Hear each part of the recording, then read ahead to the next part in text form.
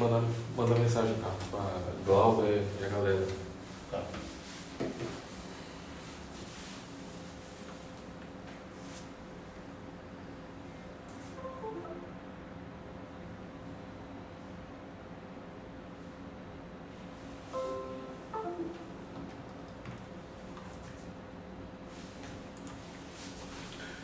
Caríssimos, estamos com um pouco de atraso, mas já vamos começar, tá bom? Aguardem só chegar mais alguns para a gente poder dar início ao nosso treinamento para fiscais no dia da eleição. Como vocês sabem, hoje eu mato a minha secura de voltar da aula.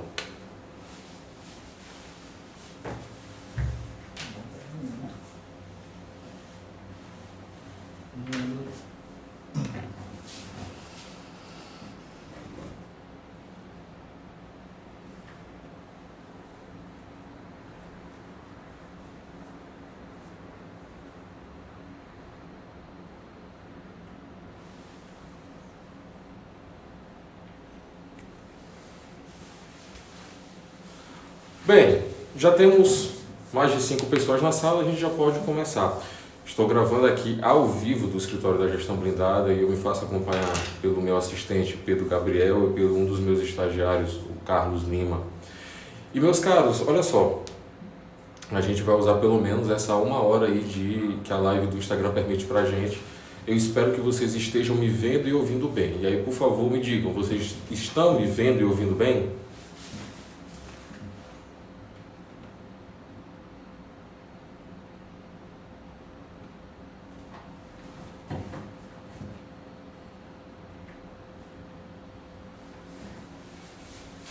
Pois tá. Bem, eu estou gravando com a câmera traseira do celular, tá? Isso quer dizer que as perguntas de vocês eu não vou ter condição de responder agora, mas a minha equipe que está aqui comigo vai estar acompanhando e eles podem me interromper para poder me passar a pergunta de vocês. Se você for tímido ou tímida, você pode mandar a pergunta no direct que eu respondo para você, tá bom? E aí assim, bora começar, né? Vocês conseguem ver bem o quadro? Tá? Conseguem ver bem? Carlos e Gabriel? Sim. Pois pronto, vamos lá. Tá. Como é que a gente começa? Tá? A gente começa tratando especificamente, né, o nosso ponto 1, nós vamos tratar da mesa de votação. Eu quero aproveitar e mandar um abraço para o meu outro estagiário, o Ângelo Gabriel, que era para estar aqui no estado, né, como bom estagiário. Então, a nossa primeira coisa aqui que nós vamos falar é em relação à mesa de votação. Tá? Por quê? Porque a mesa de votação ela é composta de 4 mesários. Esses 4 mesários, um deles vai ser o presidente lá da sessão, o presidente, e aí vai ter um secretário, um primeiro mesário e um segundo mesário. Pois bem, esses mesários, eles são escolhidos pela Justiça Eleitoral. Na verdade, eles já foram escolhidos, tá bom? Todos eles já estão definidos. O que acontece? Existem alguns impedimentos para ser mesário. Há pessoas que não podem ser mesários. Por exemplo, isso você pode questionar lá na hora, eu já vou te explicar como que faz isso. Quem que não pode ser mesário? Candidato não pode ser mesário. Candidato, os parentes do candidato até o segundo grau. Qual que é o segundo grau? No segundo grau a gente tem pai e avô, pais, né? Pai e mãe, avô e avó, filhos e filhas, netos, tá? Netos e netas. E aí tem também irmãos e cunhados, e a esposa também. Então, os parentes até o segundo grau do candidato não podem ser mesários. Também não pode ser mesário os servidores da Justiça Eleitoral, que vão estar a serviço, os policiais e aquelas pessoas que ocupem cargo comissionado na administração pública, tanto de nível estadual, federal ou municipal. Para a gente vai interessar mais o de nível municipal. Essas pessoas não podem ser mesários. E aí tem 2 detalhes que vocês devem ficar atentos, porque são 2 detalhes que, como não diz detalhe, costumam passar batido. Presta atenção. Na mesma sessão, não pode atuar como mesário parentes entre si. Então, por exemplo, você não pode ter a esposa como presidente e o marido dela como secretário. Você não pode ter o presidente e o tio, tá? E um primeiro mesário, o sobrinho. Na mesma sessão. Ele pode ser de outra sessão, mas na mesma você não pode ter aqui parentes entre si. Também você não pode ter, na mesma sessão, estes mesários aqui, eles não podem ser servidores ou servidores públicos ou mesmo empregados de uma mesma repartição trabalhando no mesmo lugar. Vou te dar um exemplo. Até 2012 eu trabalhava em um banco, tá bom? Eu era advogado de um banco. Então, os outros servidores do banco que trabalhavam comigo na mesma sala, a gente não podia atuar junto na mesma sessão. A gente podia atuar em sessões separadas, na mesma sessão não podia. Tudo bem? Então, além dessa questão aqui, de quem pode ser mesário, a gente vai ter o quê? A questão dos trajes. Trajes dos mesários. Até essa altura aqui aparece bem na tela? Uma pergunta aqui. Bombeiro pode ser. Cícero Diego. Meu caro Cícero, a princípio sim, o bombeiro pode ser mesário. Por quê? A vedação que está expressa no Código Eleitoral é para policiais. Embora os bombeiros sejam forças auxiliares, né, como são as polícias, a gente não tem isso previsto expressamente. Então, como se trata de restrição, a gente interpreta restritamente. Só os policiais. Beleza? Então, em relação aos trajes, coisas que vocês fiscais, eu vou apagar aqui e vou subir. Qual aqui está muito baixo? Tá ótimo. Dá para ver legal, né? Tá certo. Em relação aos trajes dos mesários, presta atenção.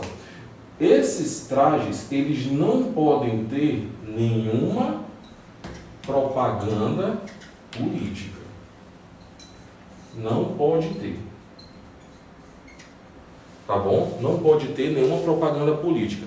Jefferson, e se tiver uma propaganda política? Não tem problema. Você, fiscal, chama o advogado que está ligado ao seu candidato para poder comunicar para o juiz eleitoral que está usando uma propaganda política. Isso quer dizer, vamos forçar a barra, que qualquer um dos quatro aqui não pode chegar tendo um adesivo do candidato, ou adesivo do partido no dia da votação. Não é possível. Jefferson, se ele estiver usando, ele vai ter que tirar, tá bom? Ele vai ter que tirar. Jefferson, vamos lá. Bora forçar mais ainda a barra. Tem umas camisas polo, tá? Que vem com número na manga, que vem com número no peito. Não sei se vocês já viram. Imagina a situação que o cara chega lá, o presidente, chega lá para votar com, na manga dele, tá? Sei lá, uma camisa polo com o número 12, tá? Que é o número do PDT. E aí eu perguntaria para vocês, esse número 12, tá? Que é original da camisa, a gente pode enquadrar aqui? O que vocês acham? Comentem para mim enquanto eu bebo água. E já agradeço a presença de todos, tá? E aí, Pedro? E aí, Carlos? Tudo bem. Não, a camisa já está já é de fábrica, não tem problema. Eu acho que ele não pode personalizar ali a camisa utilizando o valor do partido dele ou alguma coisa que remeta. Bom, vejam, a gente não teria uma resposta categórica para dar. O que eu sempre recomendo? Cara, o dia da votação já é um dia estressante para todo mundo. Afinal de contas, é um domingo, né? E provavelmente vai ser um domingo de muito calor.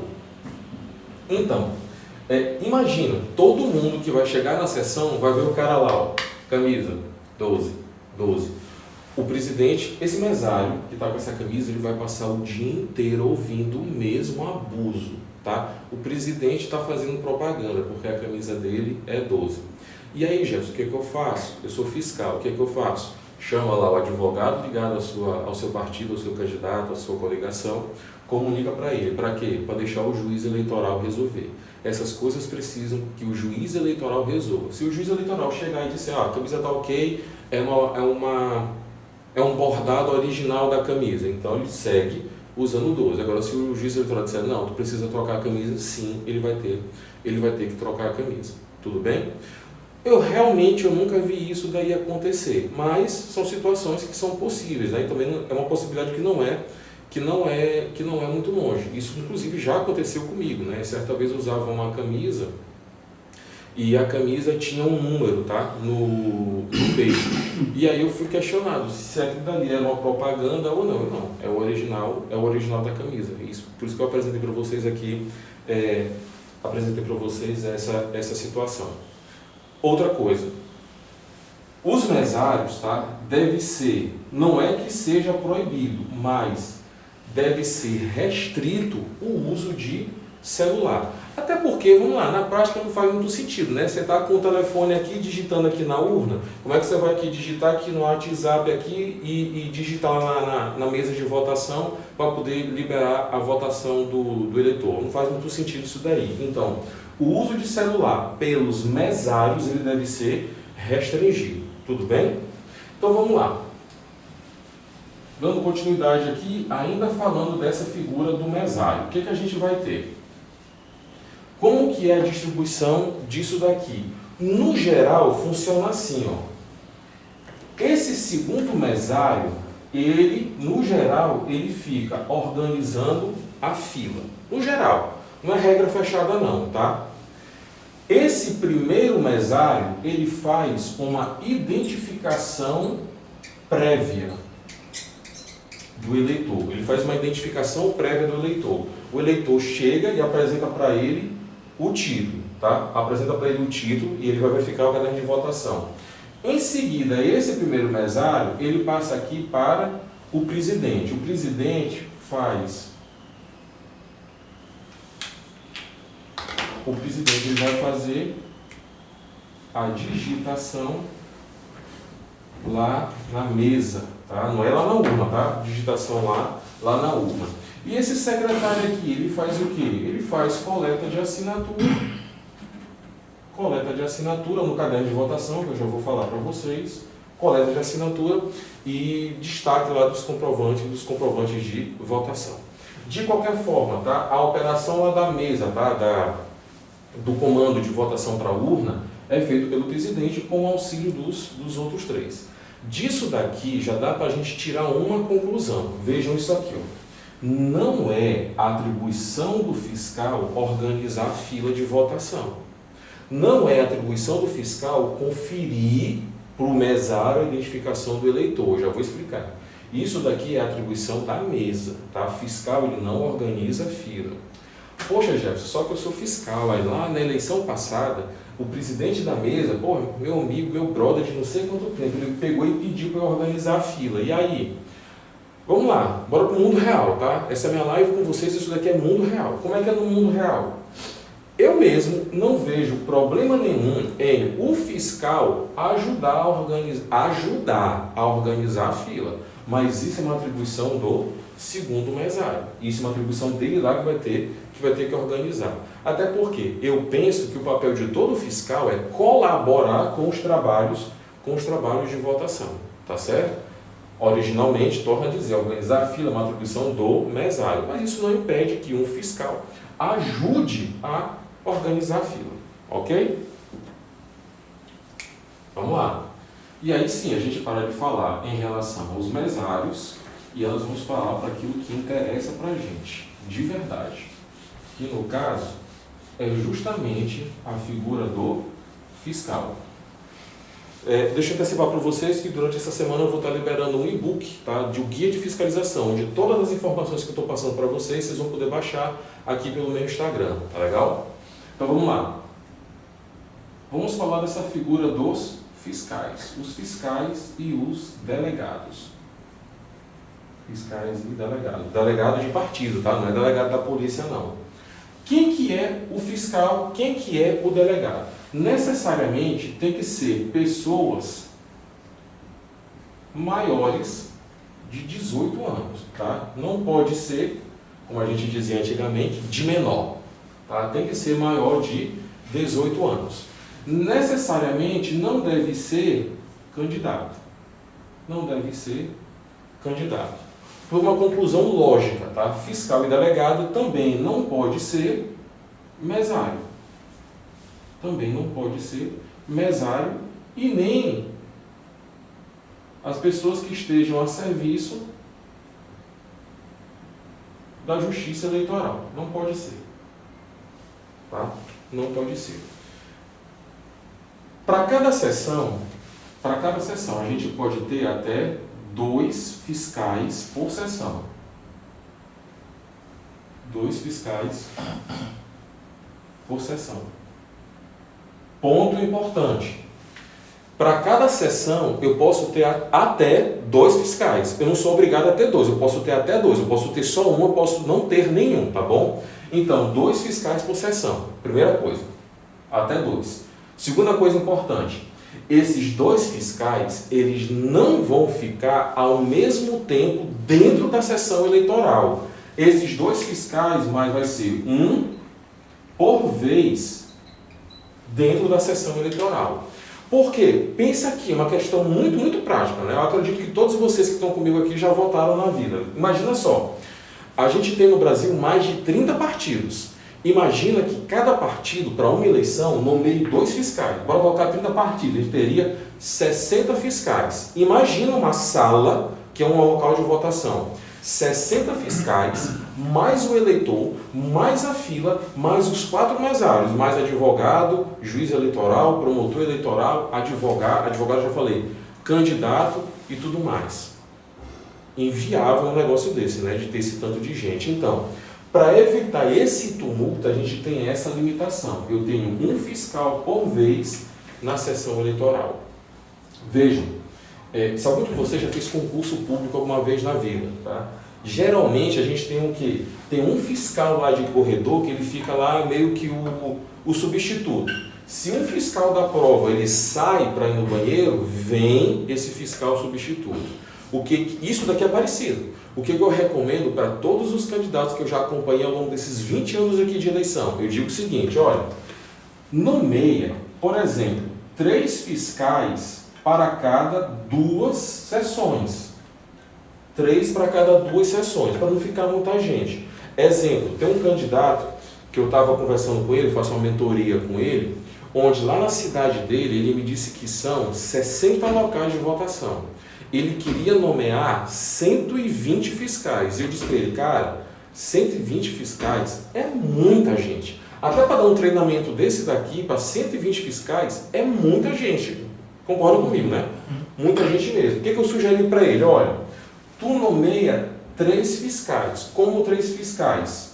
Um para cada sessão, tá bom? E um sendo o volante. Como assim? Se esse fiscal aqui da primeira sessão, se ele precisar sair para ir no banheiro, o que é o volante, o que está lá no corredor, vem substituir ele. Se outro fiscal precisar, na hora que ele precisar sair para almoçar, esse outro aqui vai ir substituir ele. Isso daqui é o que eu tenho recomendado para todos os candidatos que a gestão blindada acompanha. Não nomeia 2 por sessão, nomeia 3 para cada 2 sessões. Justamente para poder fazer essa cobertura aqui. Você acaba reduzindo o tumulto. E também assim, acaba reduzindo até mesmo atrito de ter muita gente no corredor lá do local de votação, que geralmente acontece em escola, né? Geralmente acontece lá. Então, a gente vai ter 2 fiscais por sessão, sendo um por vez, tá bom? A gente vai ter o prazo de até o dia 13 de novembro, ou seja, sexta-feira da semana que vem, sexta-feira 13. Até o dia 13 de novembro, partidos e coligações, eles devem informar para a Justiça Eleitoral quem vai ser a pessoa que vai credenciar, os fiscais. Por quê? Prestem atenção. O fiscal, ele não é nomeado pela Justiça Eleitoral. Quem é nomeado pela Justiça Eleitoral são os mesários, que é isso que eu falei agora para vocês, só os mesários. Os fiscais, eles são nomeados pelos partidos ou coligações. Só que é assim, o partido ou coligação tem até sexta-feira 13 para informar para a Justiça Eleitoral quem é que vai, do partido ou da coligação, nomear fiscais e delegados, tá certo? A Justiça Eleitoral ela não precisa saber quem são os fiscais, ela tem que saber quem é a pessoa autorizada para credenciar. Por quê? Por uma questão de organização. Infelizmente, a gente sabe que brasileiro frauda tudo, tá? Tudo que existe, tudo que até nem existe, a gente já está fraudando, né? Tanto é que a NASA vai estudar o Brasil. Mas vejam só, eu não acho isso legal. Mas vejam só, eu preciso identificar quem é que vai credenciar. Por quê? Porque pode acontecer, eu nunca vi acontecer, mas pode, né? Pode acontecer de alguém, algum opositor do candidato, fazer um crachá, né, de fiscal e chegar lá na hora e tumultuar o negócio. Então, eu preciso dizer quem é que vai credenciar. Por quê? Porque na identificação do fiscal, que eu já vou falar, tem que ter a assinatura da pessoa que o credenciou como fiscal. Tudo bem? Aqui está muito baixo? Tá ótimo. Tá bom, né? Então, vamos lá. Como que eu sei, como que eu vou fazer a identificação desses fiscais? Esses fiscais, eles devem usar um crachá, tá? Agora, cuidado.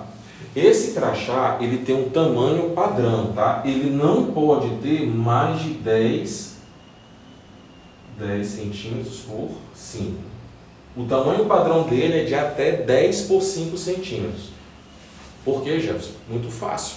Porque se não fosse assim, o que o candidato ia fazer? Ia pegar um crachá desse tamanho aqui, do tamanho de uma folha aqui A4, e meter aqui no peito lá do fiscal. E aí ia acabar desigualando a disputa. Esse crachá, ele não pode ter propaganda eleitoral. Não pode ter propaganda eleitoral. Isso quer dizer que no crachá não vai ter o nome do candidato, não vai ter o número do candidato, não vai ter nada que remeta a uma propaganda eleitoral. O que tem no crachá? Tem, logicamente, o nome do fiscal, o partido ou coligação ao qual ele está vinculado e a assinatura de quem credenciou ele para ser fiscal. Daqui, o que é importante você levar em relação ao crachá? Tamanho, tá? 10 por 5 centímetros. Jefferson, e se o crachá não tiver esse padrão bem aí, o que eu faço? Você fala com... Lembra lá do presidente da sessão, do presidente Mesário, que é o presidente? Ok, você comunica para ele, olha, aquele fiscal ali está com um crachá fora do padrão. Qual que é o comportamento nessa hora do presidente? Ele vai chamar aquele fiscal e dizer para ele regularizar aquilo dali. Jefferson, se ele não fizer, esquema de novo, chama o juiz, e o juiz vai resolver, tá? Nunca vi acontecer, mas é possível, tá? Segunda coisa, é o tamanho, né? A segunda, em relação à propaganda. Isso daqui vocês nem devem se estressar, porque isso daqui costuma ser muito observado, é tanto observado por parte dos mesários, como é observado pelos outros candidatos e os outros fiscais. Se tiver alguma propaganda, o presidente da sessão ele chega e pede, retira a sua propaganda, troque o seu crachá, e aí de novo, mesma coisa. Já se não resolver, chama o juiz eleitoral para poder dar a solução para o caso, tá? E, torna a dizer, esse crachá, ele não pode ter propaganda, tá bom? Aqui ainda está muito baixo? Não, mas tá melhor. Não vai subir, né? Vou apagar aqui e a gente segue falando de fiscal. Eu já gravei vários vídeos aqui no meu Instagram, eu falando dessa questão de camisas, tá? Cara, a galera tem um negócio de querer fazer camisa para candidato que eu ainda não entendi. E assim, o que é legal é o seguinte, que no geral nem é o candidato que quer fazer camisa. Por quê? Porque o candidato sabe que ele vai só gastar dinheiro. E ele também sabe que é proibido. Mas os apaixonados... Posiciona para lá, é melhor. Tá. Mas os apaixonados, né, pelo candidato, eles geralmente mandam fazer um monte de camisa. Se tiver pergunta, pessoal, manda aí, deixa eu tomar uma água.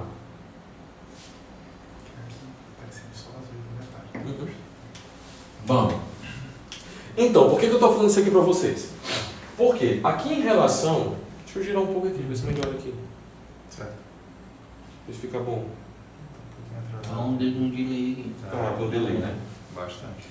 Então, por que eu estou falando isso para vocês em relação de trajes, tá? De camisa? Porque fiscais e os fiscais e os delegados, eles não podem estar utilizando fardamento. Eles não podem utilizar fardamento, não, tá? Não podem utilizar roupas padronizadas. Não podem utilizar roupas padronizadas, também não. Exemplo, tá? Que eu sei que isso daqui eu sei que vai acontecer, até aposto com vocês. eu tenho certeza que vai ter fiscal querendo utilizar, por exemplo, a mesma cor lá do candidato. O candidato usa amarelo, os fiscais vão querer todo mundo utilizar amarelo. Não pode, tá, pessoal? Não pode. Você candidato, você advogado de candidato, você diretor, membro de diretório de partido, de coligação, oriente os seus fiscais a, cara, escolhe uma roupa, escolhe a camisa livre, tá? Você não é obrigado a ir com uma camisa da mesma cor lá do seu candidato. Por exemplo, eu tenho um candidato que a cor dele lá é vermelha. No dia da eleição, e eu vou estar acompanhando ele especificamente, eu não vou estar usando vermelho. E eu também já orientei o pessoal para não utilizar camisas dessa cor, tá? Especialmente os fiscais, não utilizar a camisa dessa cor, porque no dia da eleição a gente não pode ter esse efeito de padronização, tá? Além disso, lembra que eu falei que no crachá não pode ter propaganda? Aqui a mesma coisa, tá? Na roupa do fiscal não pode ter nenhum tipo de propaganda. Na roupa do fiscal. Pronto, deixa eu facilitar a tua vida. De quem vai ficar dentro da sessão trabalhando, os mesários e os fiscais, eles não podem ter roupas padronizadas e também não podem ter roupas, tá? Ou adereços, como é o caso do crachá, que represente uma propaganda eleitoral. Todo mundo que vai ficar dentro da sessão de votação não pode ter roupa padronizada e também não pode ter nenhum tipo de propaganda. Ah, Jefferson, era um adesivo colado no tênis. Não pode propaganda, tá bom? Não pode, nenhum tipo de propaganda de quem vai ficar lá dentro da sessão, tá bom? Então vamos lá. Além dessa questão aqui de fardamento e tudo mais, que você já sabe que não pode utilizar roupa lá na mesma cor, o que costuma ser para mim a principal pergunta, afinal, quais são as atribuições do fiscal? Dos presidentes, dos mesários, tá? Vocês já sabem quais são. Agora, dos fiscais, qual que é o papel do fiscal? Veja, um dos papéis de fiscal, eu já falei para vocês, é o quê? É colaborar com os trabalhos de votação.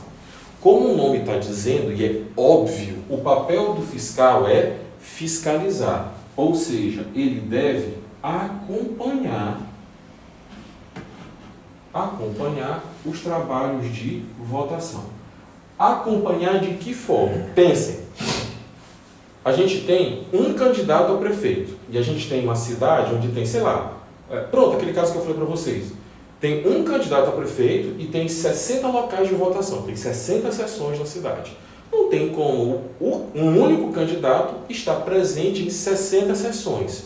O que isso representa? Isso representa que os fiscais, eles serão os olhos dos candidatos, dos partidos e das coligações. Olhos em relação ao quê? Em relação a quê? Olhos em relação, ponto extremamente importante, tá? Identificação do eleitor. Esse é o principal ponto. Identificação do eleitor. Eu nunca participei, não como advogado, tá? Como eleitor já. Eu nunca participei como advogado de eleição em cidade grande, como por exemplo São Luís.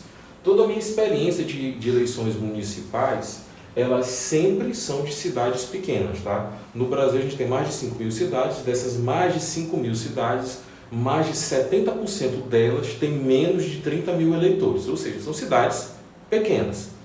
O que eu estou querendo dizer? É que em uma cidade pequena é fácil você identificar uma pessoa. Por quê? Porque, no geral, todo mundo conhece todo mundo, tá? A gente tem 4 pessoas lá, os 4 mesários, é pouquíssimo provável que eles não conheçam aquelas pessoas. Porém, se eles não conhecerem, isso não é um problema. Por quê? A gente vai ter ferramenta de identificação que eu já vou apresentar para vocês. Então, ponto principal do trabalho do fiscal, identificar eleitor. E eu vou identificar de que forma? Eu vou antecipar aqui. Eu vou identificar de que forma? Meios, documentos oficiais. Pincel preto não presta. Documentos oficiais, logicamente, documento oficial com foto. Documento oficial com foto. Qualquer um documento oficial com foto, tá? Jefferson, carteira de trabalho não, carteira de motorista.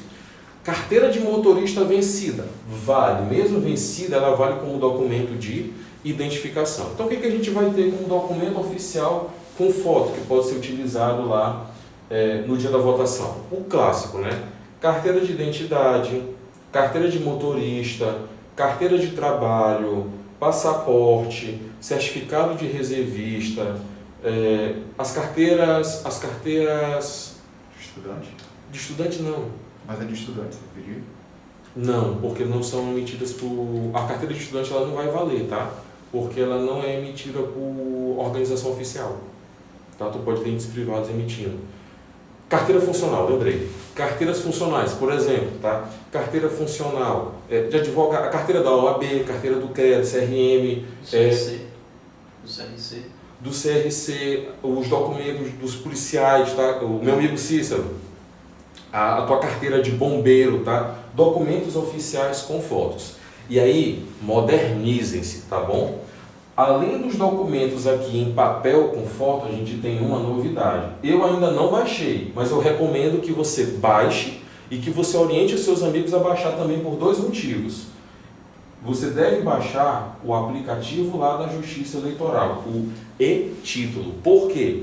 No e-Título, se você fez a biometria, ele tem lá todas as suas informações, inclusive a sua foto. O que eu quero dizer é que o e-Título, ele serve como instrumento de identificação do eleitor.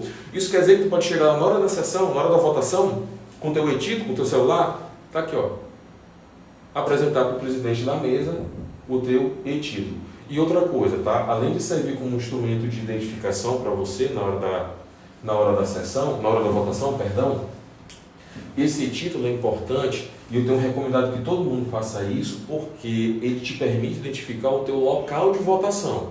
Ou se por algum motivo você não for votar, se você estiver fora lá do seu domicílio eleitoral, você pode justificar pelo e-Título, sem você precisar ir até o seu local um local de votação para fazer a justificativa. E por que eu tenho recomendado que você baixe o e-Título? Porque em algumas cidades, por conta da pandemia, ocorreu a mudança tanto do prédio onde você vota, como também aconteceu o agrupamento de sessões, tá? Houve a redução de alguns locais de votação. Então é importante você baixar, porque lá no e-Título você consegue saber onde que é o seu local de votação, tá bom? Mais uma coisa, que eu lembrei disso daqui agora.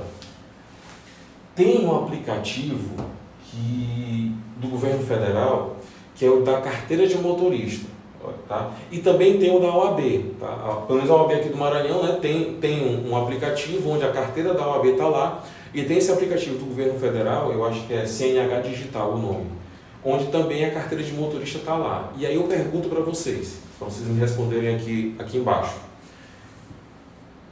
Essa é a minha carteira de motorista que está lá no meu aplicativo, tá? Lá no carteira digital. Serviria como documento oficial com foto para me identificar na hora da votação? O que vocês acham? Respondam para mim.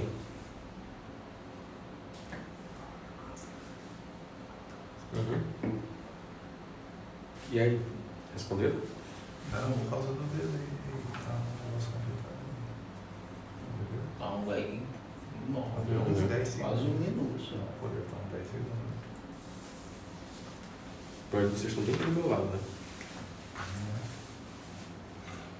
Já quase 1 minuto de lag, pô. Aí, ó. Não, a Carmen já disse que não, Jefferson. A Raquel disse que sim.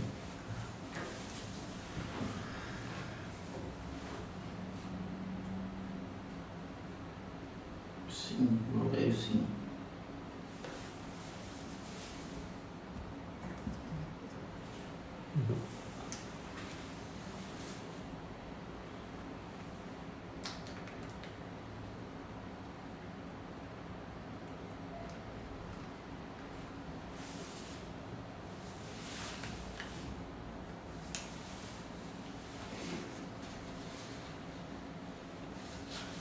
Raquel disse que sim, Valério disse que sim, a Carmen disse que não. Eu vou dar minha opinião pessoal para vocês, tá? Eu acredito que sim, tá? Que sim, por quê? Porque assim, o governo federal ele está fazendo esse esforço, tá, de ampliar os serviços digitais.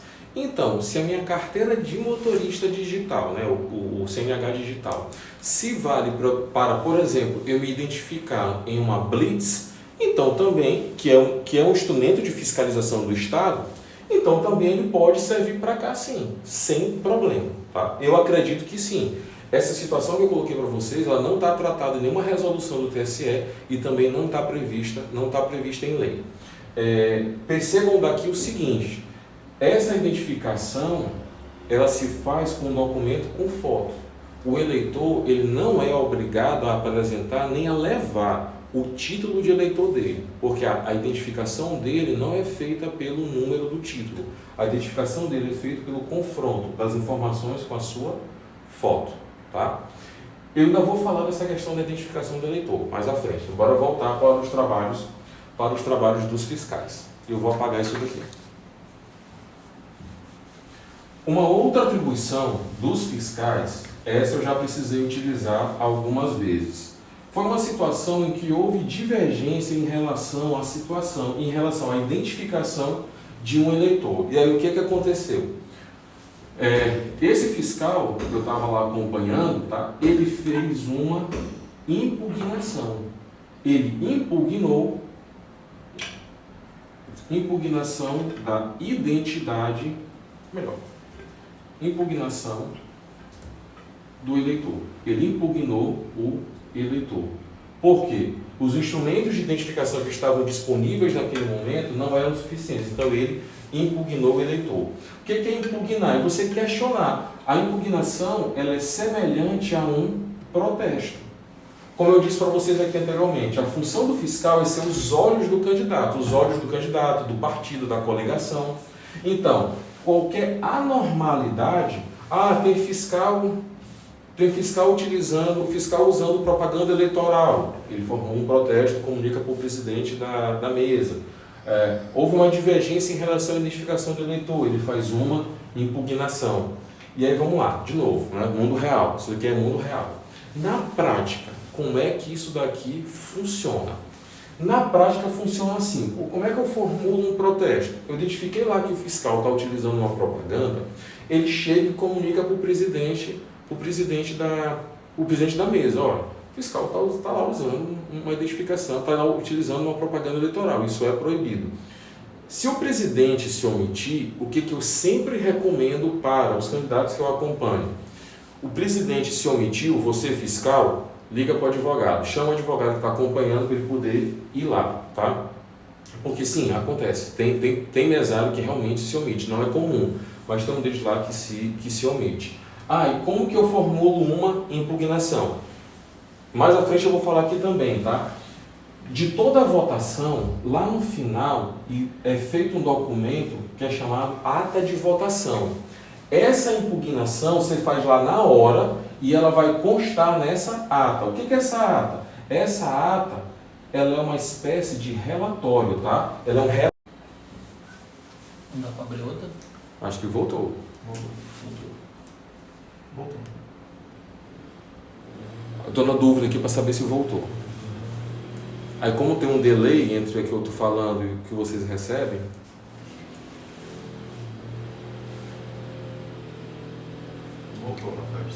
voltou, beleza. Lá na sessão, ao final da votação, é feita uma ata. O que é essa ata? Ela é um relatório, tá? Ela é escrita mesmo. É um relatório escrito de tudo que aconteceu. Ponto importante, na hora que o fiscal constata que houve alguma irregularidade, ele faz lá a sua impugnação. Ele não pode deixar para depois. Aconteceu 9 horas da manhã. Essa ata vai ser lavrada, o final dela, lá no final da votação, 5 horas da tarde. Você tem que falar logo, tá? Fazer a impugnação. De novo, mundo real, na prática, como que isso daqui funciona. No geral, tá? Os fiscais, eles são pessoas que acabam ficando, eu vou dizer assim, envergonhados ali da hora de não saber usar o termo certo, fica encabulado. Como bom maranhense, né? O fiscal fica encabulado. Não é problema. Se o teu fiscal é encabulado, o que você orienta para ele? Cara, você fiscal, deu problema? Chama o advogado para poder desenrolar isso daqui, tá bom? Eu sempre recomendo isso. Está inseguro de fazer a impugnação, de fazer o protesto? Chama o advogado para ele poder fazer a impugnação, fazer o protesto. Tudo bem? Pois pronto, vamos adiante.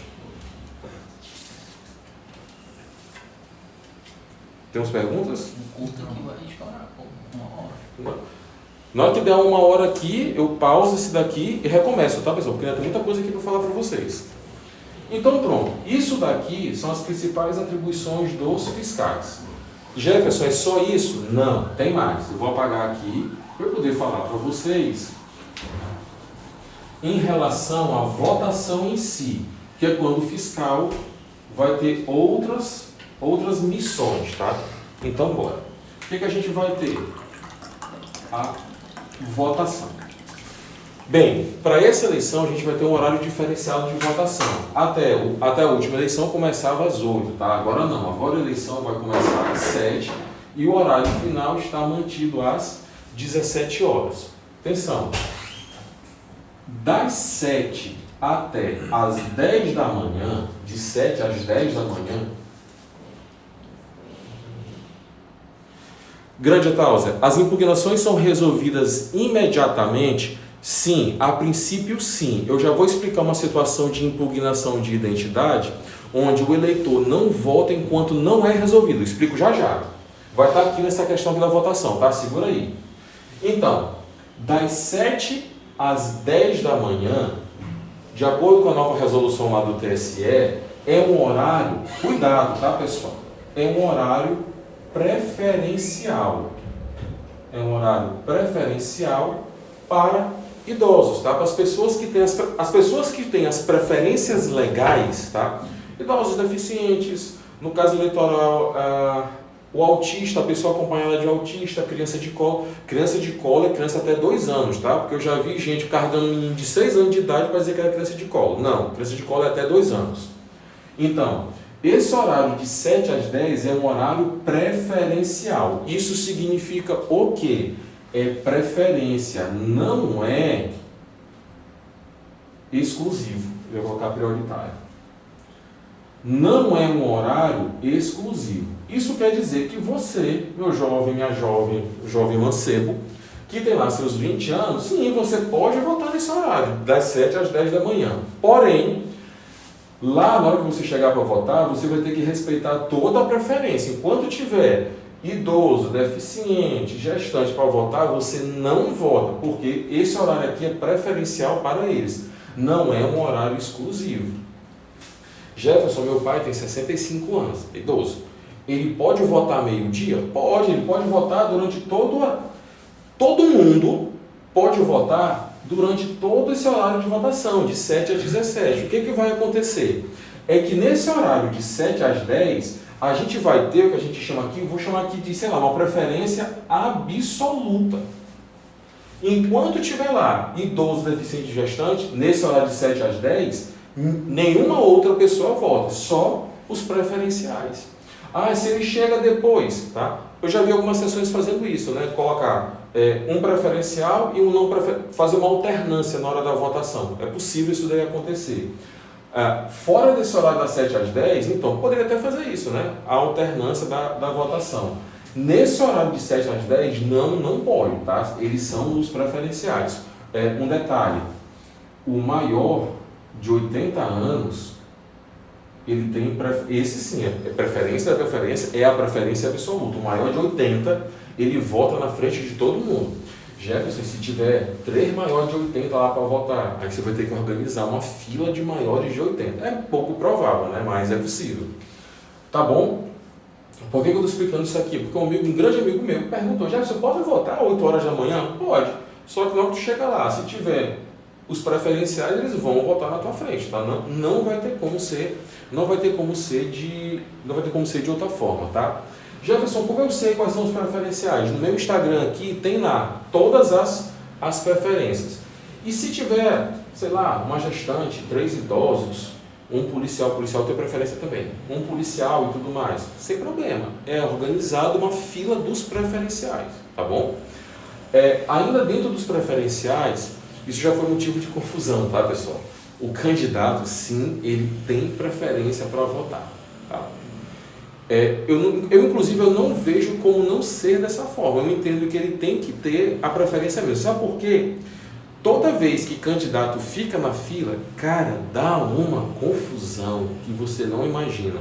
Gera um tumulto e tudo mais. E não se enganem. Em toda sessão de votação tem sempre um bêbado que vai pedir alguma coisa para o candidato. Um bêbado ou uma bêbada, tá? Que vai pedir alguma coisa para o candidato. E é sempre muito engraçado. Então, o horário de votação bem aqui, de 7 às 10. Eu vou apagar aqui para não ficar muito baixo. Aí, chegou lá, no início dos trabalhos de votação, o presidente da mesa, ele vai ligar a urna. Beleza, a urna ligou. Ele vai imprimir, presta atenção, ele vai imprimir um documento chamado zerésima. O que é a zerésima?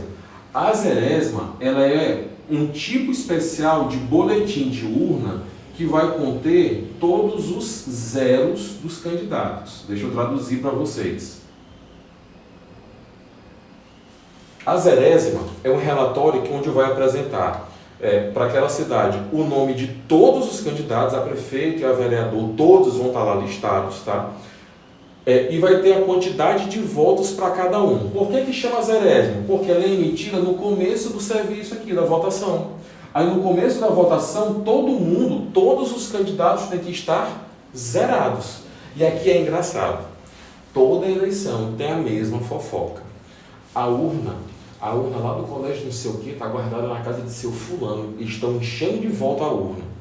Não tem como, tá? Não tem como por quê? Porque de manhã você vai ter que emitir a zerésima. A zerésima, como me fala, zerésima, tem que apresentar o quê? Votação zero para todo mundo.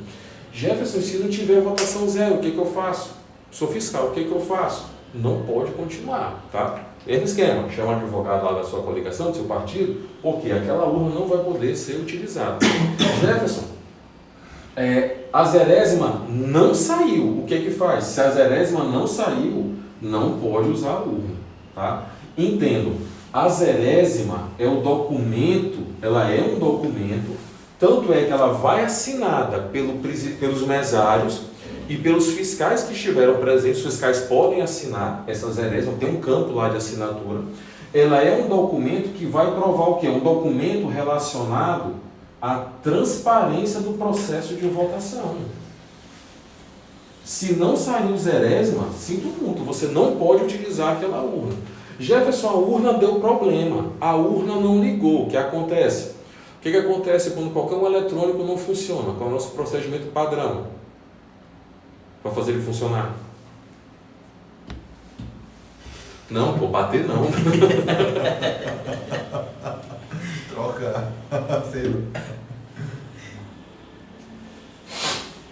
Procedimento padrão, pessoal. Desliga e liga de novo. Tá? Procedimento padrão. Então, a urna eletrônica não funcionou, desliga e liga de novo. A urna não saiu a zerésima, desliga e liga de novo. Tá? Não saiu, não pode utilizar. Jefferson, a urna não funcionou. Aí relaxa, tu é fiscal, isso não é problema seu, em parte. Tá? Por quê? Quem vai resolver isso daí são os mesários. Qual que é o procedimento que eles já estão treinados? Se a urna não funcionar, os mesários eles têm que chamar a equipe técnica do TRE. A equipe técnica vai lá e faz um procedimento de segurança, tá bom? Não funcionou a urna de qualquer jeito, eles vão substituir a urna. Aí é muito azar, né? A substituta não funcionou, a urna substituta não funcionou. E aí? Tem outra substituta, não funcionou. Se não funcionar nenhuma substituta, a gente volta para a idade das trevas. Votação com cédula de papel e urna de lona. Torno a dizer, em 20 anos que eu acompanho a eleição municipal, nunca isso aconteceu, tá? Nunca. Já teve casos de a urna não funcionar. E aí, raro, tá? É muito raro a urna não funcionar. E aí, substitui. E a substituta geralmente funciona tranquilo, tá bom? Nunca teve nenhum caso de voltar para votação em cédula em cédula de papel. Então, emitiu a zerésima, tá? Tudo beleza, tá? Acompanha, isso daqui é importante. Você fiscal, você tem o direito de manusear esse boletim de urna, tá? Pega o boletim de urna e olha. Esse é uma outra atribuição sua, conferir o boletim de urna. Olha o que eu coloquei aqui, ó. A zerésima é um instrumento de transparência, você é o olho do candidato, então você tem que fazer o quê? Você tem que olhar aquele boletim de urna, faz a conferência para ver se lá está tudo zerado. Está tudo zerado? Ok. Não está zerado, não saiu, não pode utilizar aquela urna, tá? Pede para reiniciar, chama logo o advogado lá do seu partido para ele poder participar disso daqui. No geral, eu também nunca participei de uma eleição onde tenha dado problema na zerésima. Nunca, tá? Jefferson, não saiu a zerésima, eu chamei o advogado não foi e eles usaram a urna assim mesmo. Seguinte, vai dar problema. Por quê? A zerésima, como é um boletim de urna, ela é um documento obrigatório dos atos finais da votação. Junto com a ata que eu mostrei para vocês aqui agora há pouco, também vai a zerésima, comprovando aqui, ó, transparência, e lá no final sai o boletim de urna com todas as votações. Se não tem zerésima, sim, isso é um problema grave, isso pode inclusive invalidar, em tese, tá? Invalidar todos os votos daquela sessão. Legal? Muito, muito cuidado mesmo. E Jefferson, lá na minha cidade, o pessoal disse que a urna chegou já cheia de voto. Cara, isso é fofoca. E é o seguinte, e é uma fofoca antiga, esse negócio de urna cheia de voto, né, como a gente fala, né, da urna emprenhada, isso é uma coisa do tempo da votação de papel. Sim, existia, tá? Tinha lugar onde a urna de lona, mas sei lá, década de 60, 70, começo dos anos 80, nem é do meu tempo, onde realmente colocavam votos durante a noite na urna de lona. Na urna eletrônica, não tem como fazer isso, tá bom? Então, vamos lá. Aí, iniciou a urna eletrônica, beleza, emitiu a zerésima, está lá a fila organizada, bonitinha, fila organizada lá por um dos mesários, você, fiscal, está lá, usando o seu crachá dentro do padrão, sem utilizar propaganda eleitoral, sem utilizar camisa padronizada. Chega lá o primeiro eleitor para votar. Né? Como que o eleitor se identifica, você já sabe, identificação do eleitor. Precisa do título? Não. Ele precisa do quê? De um documento oficial com foto.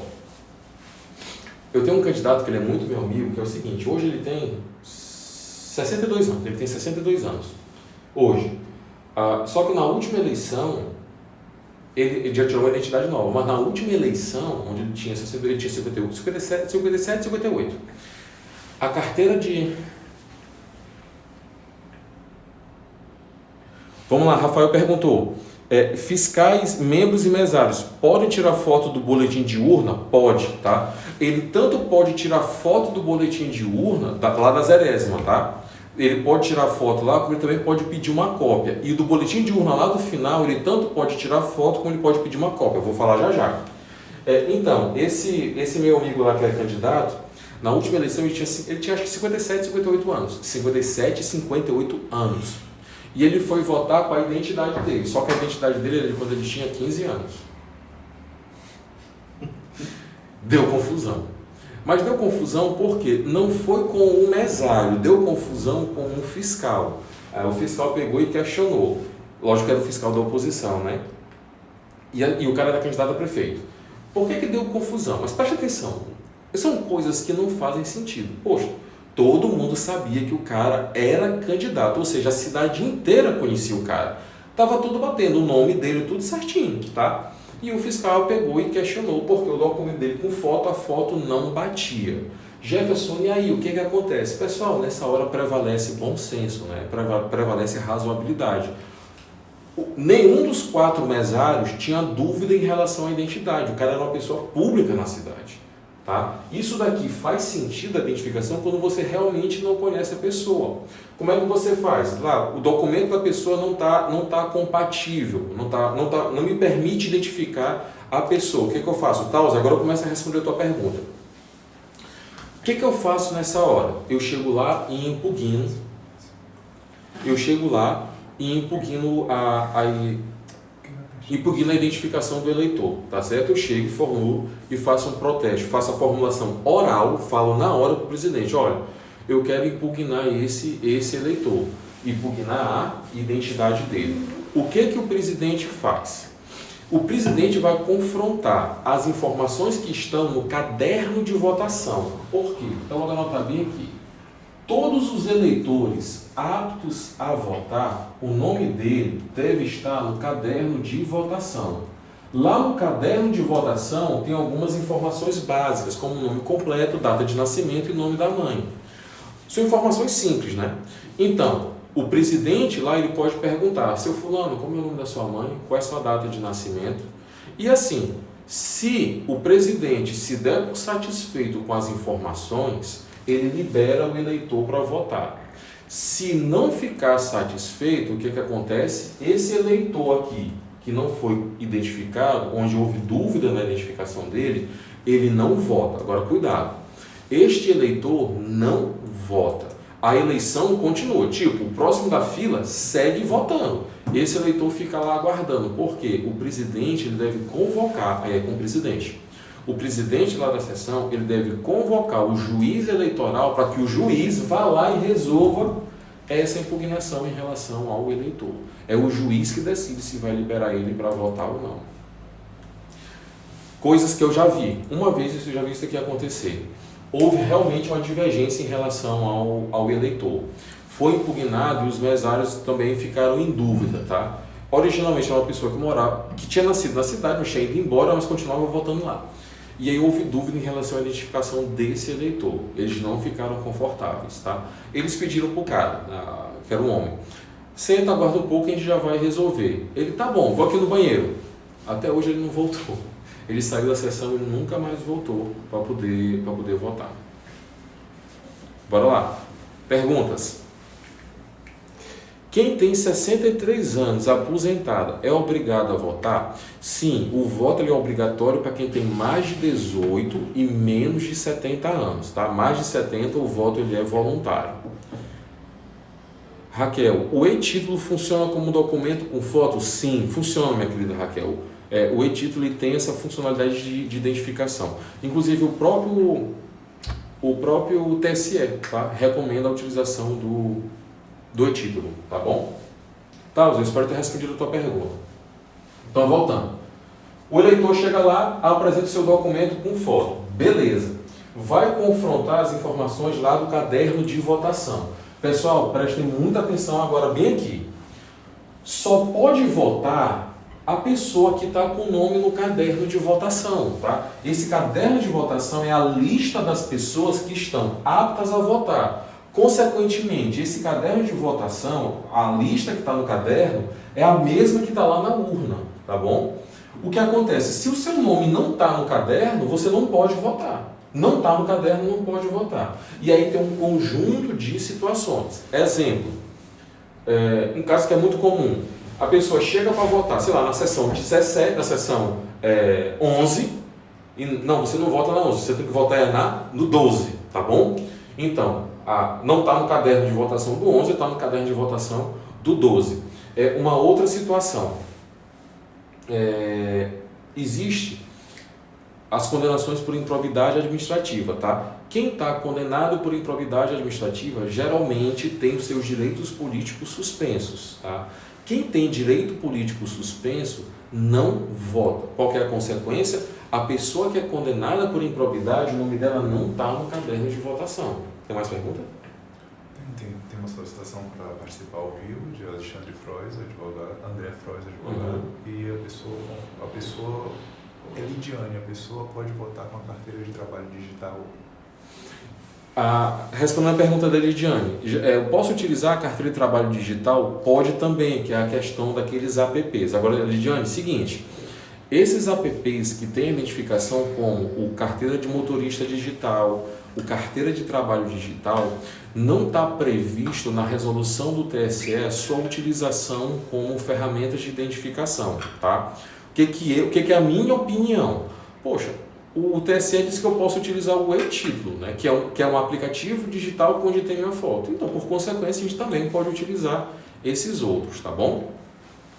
Então, voltando. Como pode a pessoa não estar no caderno de votação? Ela pode ter sido condenada por improbidade administrativa, ela pode ter sido condenada criminalmente e estar com os direitos dela suspensos, a inscrição dela, o título dela pode ter sido cancelado porque ela não suspenso porque não fez a biometria, o título dela pode estar suspenso. Deixa eu ver aqui. Porque ela não atendeu os chamados da Justiça Eleitoral, tá? Além de não ter feito a biometria, não justificou, não se apresentou nas últimas eleições. Pode ter sido o caso de Dilma Rousseff, tá? Não, Dilma Rousseff ela volta, porque ela não teve... Dilma não teve os direitos políticos dela suspensos, tá bom? Isso é possível de acontecer, tá? Confronta com as informações do caderno de votação. Jefferson, nunca vi o caderno de votação. É do caderno de votação que sai aquele canhotinho que a gente usa como comprovante de comprovante de votação, tá bom? Então, Jefferson.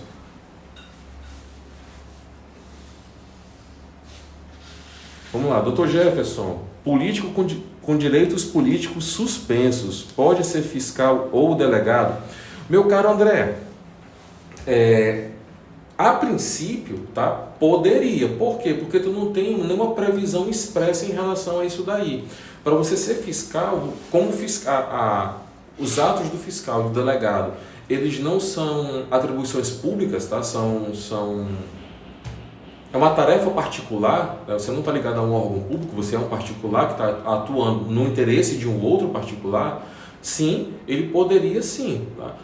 Uma boa pergunta, eu vou até fazer uma verificação, mas se eu tivesse que te responder assim agora aqui na lata, eu te diria que não tem nenhum problema em relação a isso daí, tá bom?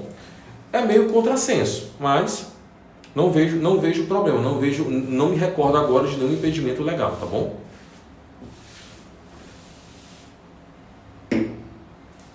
Então, voltando, identifica o eleitor, pega lá o caderno de votação. Aí o presidente lá da sessão, ele vai digitar o número do título do eleitor, lá na mesinha de comando, e vai fazer a liberação da urna. Depois que ele libera, a pessoa vai até a cabine de votação e faz a digitação, tá bom? Jefferson, se a pessoa votou só em prefeito, tá? E não votou em vereador, não concluiu a votação. Se ele não concluir a votação, o que acontece? O presidente da mesa orienta, olha, você não completou a votação. E aí orienta que ele volte até a cabine de votação e conclua a votação. Digite os seus números de prefeito, digite os seus números de vereador. Já aconteceu, né? Mas eu não quero não, tudo mais. O que o presidente pode fazer? Ele pode dar por encerrada a votação daquela pessoa, tá? Ele dá lá um comando onde faz o encerramento daquele eleitor especificamente. E aí deixa eu contar mais uma história para vocês. Em toda eleição tem essa fofoca. Qual que é a fofoca? Lá na sessão não sei onde tem não sei quem votando no lugar dos outros. Raramente acontece, mas acontece. Outra fofoca que sempre tem. Eu digitei o número da urna e apareceu a foto de outra pessoa. Ou digitei e não apareceu a foto, tá? Isso daí, esse tipo de fofoca sempre acontece. A pessoa sempre vai dizer. Amanda, pode entrar acompanhando o idoso? Te respondo agora. Então, faz lá a liberação. E aí vem a pergunta que é a minha pergunta tradicional. Inclusive, essa semana eu tive o prazer de conversar com alguns ex-alunos meus, que hoje são chefes de cartório eleitoral, a respeito disso, tá? É a questão da votação, bora logo pelo mais fácil. Pela pessoa que é deficiente. A pessoa que é deficiente. E aí aqui, eu tanto tenho o deficiente, a pessoa que está impossibilitada momentaneamente, como o deficiente mesmo, tá? Sei lá, imagina a pessoa que está com as duas mãos quebradas, tá? Não consegue digitar. Para esses casos dos deficientes, a gente tem uma previsão expressa na resolução do TSE. Ela diz o quê? Essa pessoa aqui, ela pode ter um auxiliar para votar. Ela pode ter. Inclusive, esse auxiliar, ele pode digitar no lugar dele, tá? O deficiente, isso daqui tem previsão expressa. O que é recomendado? É recomendado que esse auxiliar aqui, tá? Ele seja maior de 18 anos, tá? Ele tem que ser maior de 18 anos.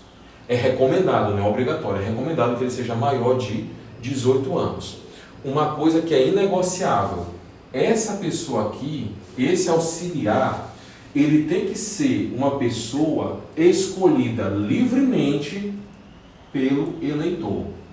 Esse deficiente tem que escolher livremente a pessoa que é o seu auxiliar, tá bom? Isso quer dizer o quê? Que o presidente lá, os mesários e os fiscais, eles não podem ser esse auxiliar aqui. Esse deficiente tem que escolher o seu auxiliar livremente. Jefferson, e se não for maior de 18 anos? Deixa eu contar uma história para vocês. Eu tenho 3 irmãs. A minha irmã do meio, ela é cadeirante. E ela sempre volta com o auxílio do filho dela, do meu sobrinho. Ele não tem 18 anos. Não é problema, nunca deu problema. Ela não consegue digitar. Nunca deu problema, tá bom? Jefferson, deficiente é obrigado a votar?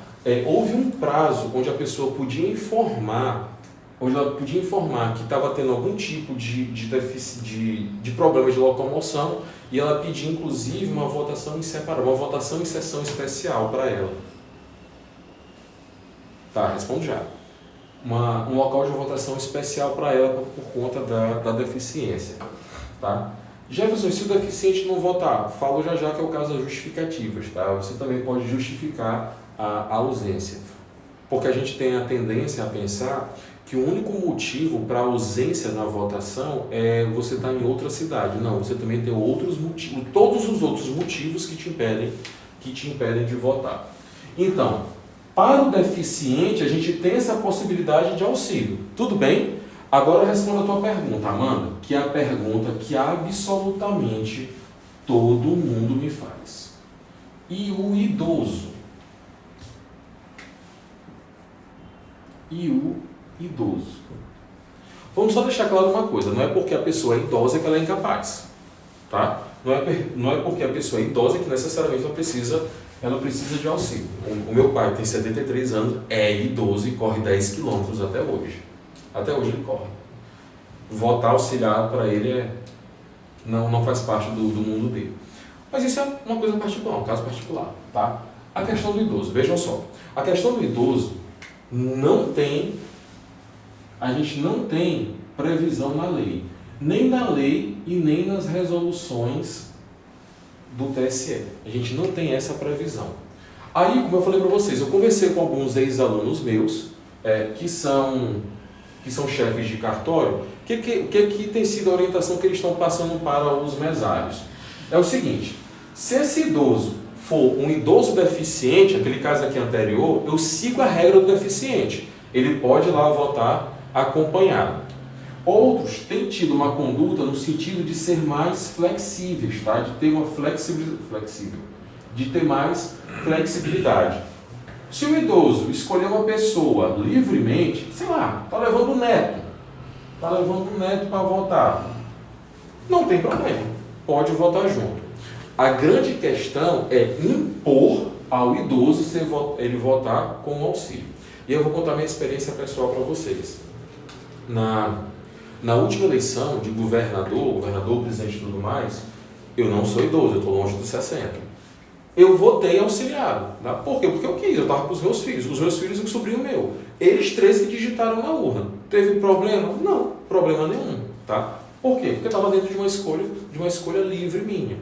No geral, tá? Agora eu volto lá para a minha experiência desses 20 anos. Né? Nos 20 anos que eu tenho de acompanhar a eleição municipal, isso daqui nunca deu problema.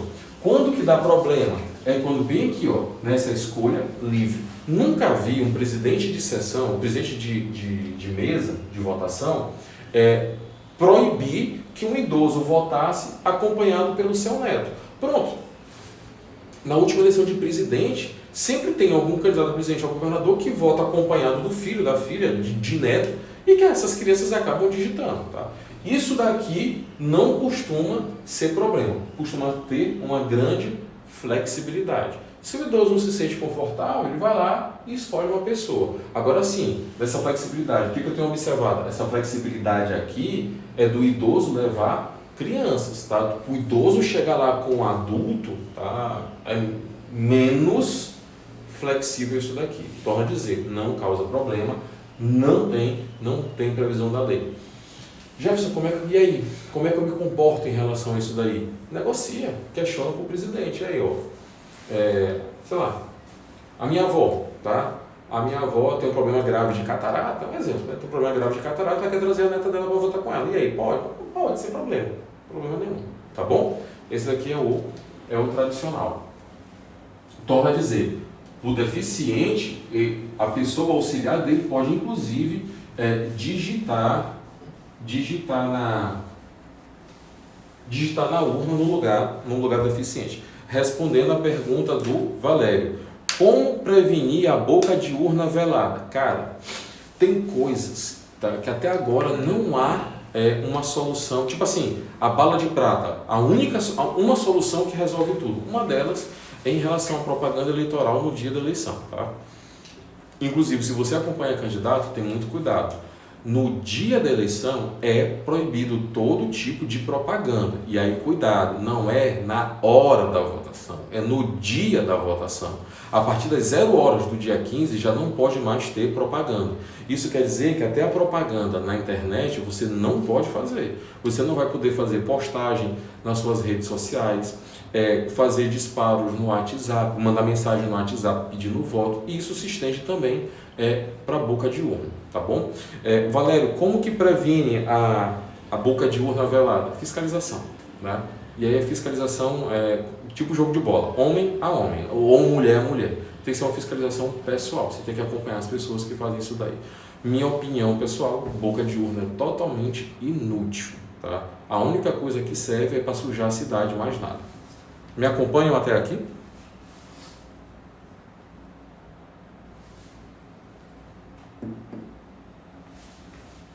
Pois bem, feita aqui a votação, a outra pergunta que sempre me fazem: eu posso votar usando o celular? Depende do que tu chama de usando, tá? Se o celular está lá no teu bolso e tudo mais, tá, você pode votar. O que você não pode fazer é tirar fotos dentro da sessão. Você não pode tirar foto lá na cabine, tipo aqui, ó, confirma, aperta aqui o 12. Não dá. Tá? Não dá por quê? Porque isso é tanto uma segurança para o eleitor, como uma segurança para os candidatos, tá? E uma segurança de lisura do processo eleitoral. Porque assim, beleza, a gente está aqui, a gente é instruído, legal, mas é aquela outra pessoa que está lá, não, o candidato disse que se eu tirar a foto, apertando lá o número dele lá, aparece o nome dele na tela, ele me dá R$100. Sim, em tese isso daí é possível acontecer. Então, para evitar esse tipo de coisa, esse tipo de situação, você não pode utilizar o telefone dentro da cabine de votação, você não pode tirar fotos. Jefferson, se eu fizer, o que acontece? Aí sim, você vai ter um problema, inclusive o presidente da mesa ele vai poder intervir. E vejam como a situação é até relativamente fácil. Imagina que a gente não tem telefone com foto, tá? A gente não tem câmera no celular. Já pensou um fotógrafo tirando foto sua lá dentro da sessão, lá dentro da cabine de votação? Né? Pouco provável que isso daí aconteça.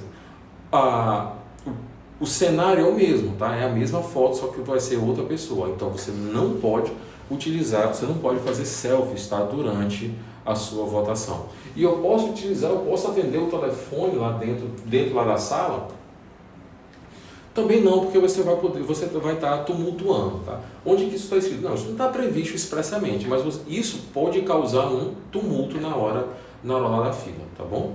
Temos mais perguntas? Pois bem, idoso, uso do celular. Todo mundo votou, legal, sem problema. E aí, vamos para os atos finais e a gente já vai finalizar a nossa live, tá? O final da votação. 4, né? O fim da votação. E aqui eu tenho um pedido para fazer para vocês. A votação deve se encerrar às 17 horas. Ainda bem que a gente não somos os Estados Unidos, né? Que demora 5 dias para fazer a totalização de votos. 5 não mais, né? Uma semana? Putz. Então, vai encerrar às 17 horas. Se às 17 horas tiver gente na fila, o que acontece? Os mesários vão recolher os títulos, tá? Ou os documentos de quem está lá na fila, tá? Às 17 horas. E aí, quem lhe recolheu o título, vota. Quem lhe recolheu o documento, vota. De quem não recolheu, está fora. Por quê? Porque chegou depois. Eu estava esquecendo de uma coisa, tá? Deixa eu fazer uma pausa bem aqui, só para explicar uma coisa rapidinho para vocês, que é a questão do que a gente está chamando de kit do eleitor. Qual que é o kit do eleitor? Além do seu documento com foto, o eleitor tem que levar, não é obrigatório, tá? Mas é recomendado que ele leve a sua própria caneta. Ah, Jefferson, se eu não levar a caneta, o que acontece? Tu não vai ser impedido de votar por isso, mas é recomendado, até mesmo por uma questão de higiene sanitária, que você leve a sua caneta. Também, e aí ó, é obrigatório você utilizar máscara. E aí vem uma coisa interessante, que eu também não tinha pensado nisso. Tá todo mundo de máscara. Como é que eu vou reconhecer o eleitor? Você lembra do He-Man? Daquele desenho He-Man? E aí eu entrego minha idade, né? No He-Man tinha um gorpo, o gorpo não mostrava a cara para ninguém, né? Não é esse caso aqui, tá, pessoal? Se o eleitor chega lá de máscara e houver dúvida na identificação dele, é extremamente simples. O presidente da sessão, tá? Ele pode chegar e pedir: seu eleitor, por favor, retire a sua máscara para poder fazer a sua identificação, tá? Tem que levar caneta, tem que levar máscara, tá? E aí também é recomendado que ele leve o seu próprio álcool gel. Bem, até aqui nenhuma novidade, tá? Talvez a novidade na votação seja apenas a utilização da caneta, tá? Não, máscara e álcool gel já faz parte da nossa vida normal, né? Então, eu estava esquecendo disso daqui. O eleitor está com a máscara, não consigo identificar. Tranquilo, pede para ele tirar a máscara para poder fazer a identificação. Aí, se ele não quiser tirar, impugna. Impugna que na hora que ele for barrado de votar, ele tira. Eu acho que isso não vai acontecer, né? De alguém se negar a tirar a máscara para poder fazer a sua identificação. Então, para a gente finalizar, a votação lá encerra às 17 horas, tá bom? Antes de finalizar a votação, e aqui é o pedido que eu quero fazer para vocês. Se você for fiscal, se você for advogado, se você for candidato, é uma recomendação que eu sempre faço para os mesários. Ao fim da votação, tem que ser preenchido, tá, a ata de votação. Tem que ser preenchida a ata de votação. É um formulário, tá lá tudo bacaninha. O que eu recomendo? Oriente, converse com os mesários para que essa ata de votação ela seja preenchida não às 17 horas. Tipo assim, 10 minutos antes das 17, 10 para as 5. 10 para as 5 começa a preencher essa ata de votação. Por quê? Porque ela tem várias informações e isso pode acabar atrasando, demorando ainda mais o encerramento do trabalho, tá? E qual que é o meu pedido? Você fiscal desenrolado, você que é advogado, você que é candidato desenrolado, no geral, ajude os mesários a preencher essas atas de votação. Em todas as eleições que eu participei, eu sempre colaborei com os mesários a preencher essa ata de votação. Por quê? Porque para eles preencher uma ata de votação, para a gente também, né? Não é um documento comum.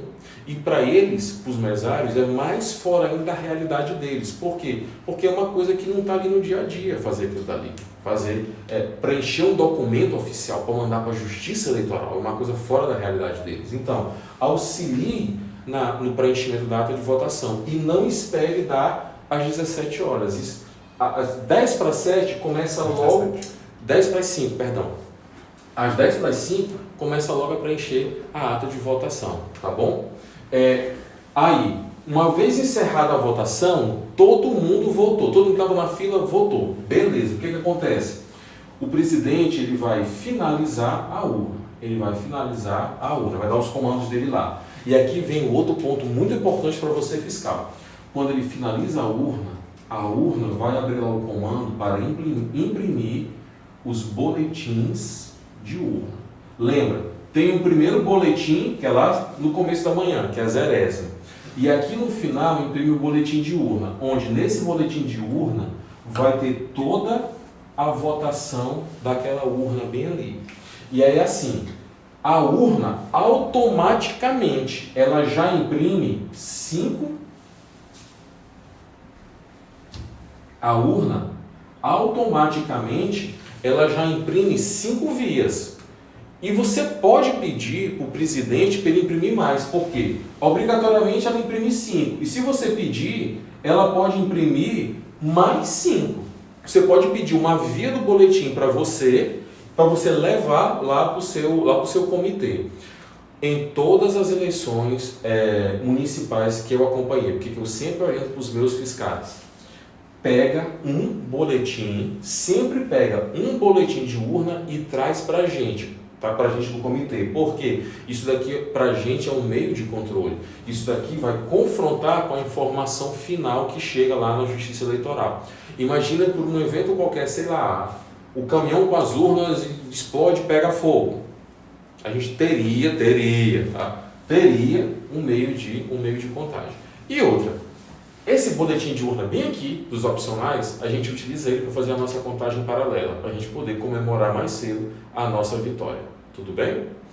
Jefferson, posso tirar foto disso daqui? Pode, sem problema nenhum. Inclusive, pelo menos um desses 5 aqui obrigatórios, ele vai ficar colado lá fora no local de votação. Tudo bem? Meus caros, era isso que eu tinha que falar para vocês. Temos mais perguntas? Deixa eu ver se eu esqueci alguma coisa. Vou falar sobre a questão do ônibus que a gente comentou. Me mandaram a minha equipe aqui me questionou, Jefferson, em relação ao transporte de eleitor.